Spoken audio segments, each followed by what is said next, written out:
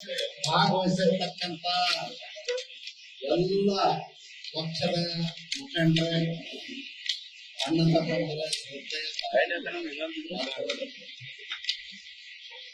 ಇವತ್ತು ಬೆಳಗ್ಗೆಯಿಂದ ನಾವೆಲ್ಲರೂ ಸೇರಿ ಮೊನ್ನೆ ನಡೆದಿರ್ತಕ್ಕಂಥ ಅಹಿತಕರ ಘಟನೆ ಬಗ್ಗೆ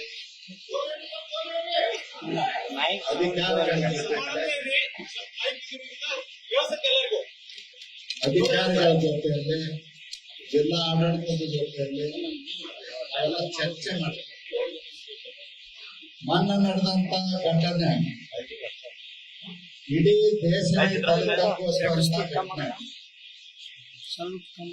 ಹಿಂದೂ ಧರ್ಮ ರಕ್ಷಕ, ದೇಶದ ಏಕತೆಗಾಗಿ, ಅಖಂಡತೆಗಾಗಿ, ಧರ್ಮ ಮತ್ತು ಸಂಸ್ಕೃತಿಯನ್ನು ಉಳಿಸುವುದಕ್ಕಾಗಿ ಛತ್ರಪತಿ ಶಿವಾಜಿ ಮಹಾರಾಜರು ತಮ್ಮ ಇಡೀ ಜೀವನವನ್ನೇ, ಸಂಸ್ಥಾನವನ್ನೇ ಮುಡುಪಾಗಿಟ್ಟಂತು. ಈ ದೇಶದಲ್ಲಿರ್ತಕ್ಕಂಥವ್ರು ಯಾವುದೇ ಜಾತಿ ಧರ್ಮದವರು ಇರ್ಬೋದು, ಆದ್ರೆ ಛತ್ರಪತಿ ಶಿವಾಜಿ ಮಹಾರಾಜರ ವಿಷಯ ಬಂದಾಗ ಎಲ್ಲರೂ ಗೌರವದಿಂದ ನಡ್ಕೋಬೇಕಾಗಿ. ಆದ್ರೆ ಪಂಚಾ ಮಸೀದಿ ಮುಂದೆ ಬಂದಾಗ ಕಲ್ಲು ಚಪ್ಪಲಿ ಹೋರಾಟ ಮಾಡಿರ್ತಕ್ಕಂಥದ್ದು ಯಾರು ಕೂಡ ಸಹಿಸ್ಕೊಳ್ಳಿಕ್ಕೆ ಸಾಧ್ಯ ಇಲ್ಲ. ಇದನ್ನು ಬಹಳ ಕಡಾಖಂಡಿತವಾಗಿ ಇವತ್ತು ನಾವು ಜಿಲ್ಲಾಡಳಿತದಿಂದ ಮತ್ತು ಜಿಲ್ಲಾ ಮಂತ್ರಿಯಿಂದ ನಾವು ವಿನಂತಿ ಮಾಡುವಂತದ್ದೇನು ತಮ್ಮಲ್ಲೆಲ್ಲರಿಗೂ ಅಂತ, ನಾವೆಲ್ಲರೂ ನಮ್ಮ ಹೋರಾಟವನ್ನ ಶಾಂತಿಯುತವಾಗಿ, ಯಾರಿಗೂ ತೊಂದರೆ ಆಗದ ರೀತಿಯಲ್ಲಿ ನಡಿಬೇಕನ್ನೋದು ನಮ್ಮ ಆಸೆ. ಯಾಕಂದ್ರೆ ಈಗ ನಮ್ಮದೇ ಹೋಳಿ ಹುಣ್ಣಿಮೆ ಹಬ್ಬ ಬರ್ತವೆ ಮತ್ತು ಬೇರೆ ಬೇರೆ ಕಾರ್ಯಕ್ರಮಗಳು ಬರ್ತಾವ. ಈ ಹಿನ್ನೆಲೆ ಒಳಗ ನಾವು ಹೋಳಿ ಹುಣ್ಣಿಮೆ ಹಬ್ಬದಾಗ ನಮ್ಮಲ್ಲಿ ಕರ್ಫ್ಯೂ ಜಾರಿ ಮಾಡಿದ್ರೆ ಇದೊಂದು ನಮ್ಮ ಬಾಗಲಕೋಟೆಗೆ ಕಳಂಕ ಆಗ್ತಕ್ಕಂಥದ್ದನ್ನ ನಿಮ್ಮ ಮುಂದೆ ಹೇಳಲಿಕ್ಕೆ ಬಯಸ್ತೀನಿ. ಇವತ್ತು ಮಾಧ್ಯಮದ ಸ್ನೇಹಿತರು ಇದ್ದಾರೆ, ತಾಯಂದಿರು ಕೂತಿರಿ ಬಹಳ ಜನ.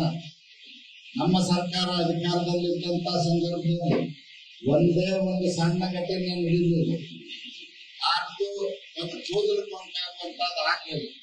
ನಾವು ಆ ರೀತಿ ಆಡಳಿತ ಮಾಡಿದ್ವಿ. ಇವತ್ತು ದೇಶದ ಪ್ರಧಾನಮಂತ್ರಿಗಳಾಗಿರ್ತಕ್ಕಂಥ ನರೇಂದ್ರ ಮೋದಿ ಯಾವಾಗಲೂ ಕೂಡ 140 ಕೋಟಿ ಜನರ ಅಭಿವೃದ್ಧಿಯನ್ನು ಪಡಿಸ್ತಕ್ಕಂಥದ್ದು, ವಿಕಾಸವನ್ನು ಬಯಸ್ತಕ್ಕಂಥವ್ರು. ಮೋದಿಜಿಯವರು ಯಾವತ್ತೂ ಕೂಡ ಜಾತಿ ಧರ್ಮ ನೋಡಿ ಯೋಜನೆಗಳನ್ನು ಜಾರಿಗೆ ತಂದಿಲ್ಲ, ಜಾತಿ ಧರ್ಮ ನೋಡಿ ಅಭಿವೃದ್ಧಿ ತಂದಿಲ್ಲ. ಎಲ್ಲರಿಗೂ ಒಂದೇ ಒಂದು, ನನಗೆ ತಾಯಿ ಇಲ್ಲ ಹೆಚ್ಚು ಕಲ್ಪಿಸಿ ಒಂದೇ ಒಂದು ವಿಷಯ ತಮ್ಮ ಗಮನಕ್ಕೆ ತರಲಿಕ್ಕೆ ಬರ್ತೀನಿ. ಇವತ್ತು ನಮ್ಮ ದೇಶದ ಪ್ರಧಾನಮಂತ್ರಿಗಳು ಸಬ್ಕಾ ಸಾಥ್ ಸಬ್ಕಾ ವಿಕಾಸ್ ಅನ್ನೋ ವಾಕ್ಯದೊಂದಿಗೆ ಇವತ್ತು ದೇಶದ ಆಡಳಿತವನ್ನು ಪ್ರಾರಂಭ ಮಾಡಿ 11 ವರ್ಷ ಮುಗಿದರು.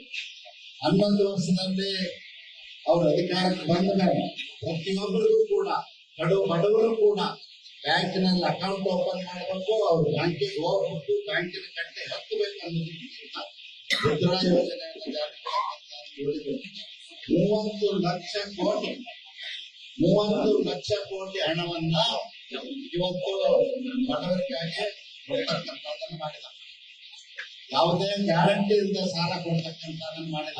ಅದರಲ್ಲಿ 67% ಮುಸಲ್ಮಾನರು, SC ST, ಬಡವರು, ಹಿಂದುಳಿದವರು ಎಲ್ಲರೂ ಕೂಡ ತಗೊಂಡಿದ್ದಾರೆ. ಆದ್ರೆ ಯಾವತ್ತೂ ಕೂಡ ನಮ್ಮ ಸರ್ಕಾರ, ನಮ್ಮ ದೇಶದ ಪ್ರಧಾನಮಂತ್ರಿ, ನಮ್ಮ ಯಡಿಯೂರಪ್ಪನವರು ಮುಖ್ಯಮಂತ್ರಿ ಇದ್ದಾಗ, ಬಸವರಾಜ ಬೊಮ್ಮಾಯಿ ಅವರು ಮುಖ್ಯಮಂತ್ರಿ ಇದ್ದಾಗ ಯಾವತ್ತೂ ಕೂಡ ಜಾತಿ ಧರ್ಮ ನೋಡಿ ರೈತರಿಗೆ ನಾವು ಕೂತ್ಕೊಳ್ತೀವಿ.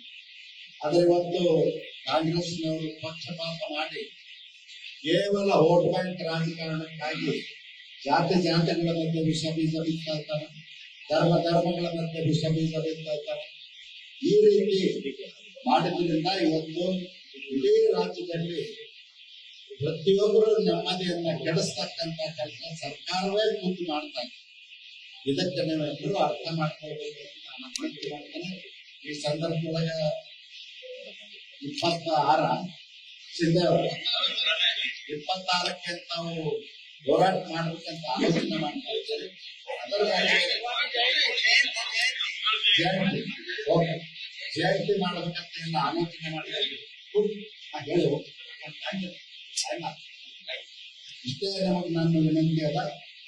ಎಲ್ಲರೂ ಕೂಲಂಕುಷವಾಗಿ ಚರ್ಚೆ ಮಾಡಿ ಯಾವುದೇ ತೊಂದರೆ ಆಗದಂತೆ ಸಾಧಕ ಬಾಧಕಗಳನ್ನು ವಿಚಾರ ಮಾಡಿ ನಿರ್ಣಯ ಮಾಡಬೇಕು ಅಂತ ಅಧ್ಯಕ್ಷರ ಮತ್ತು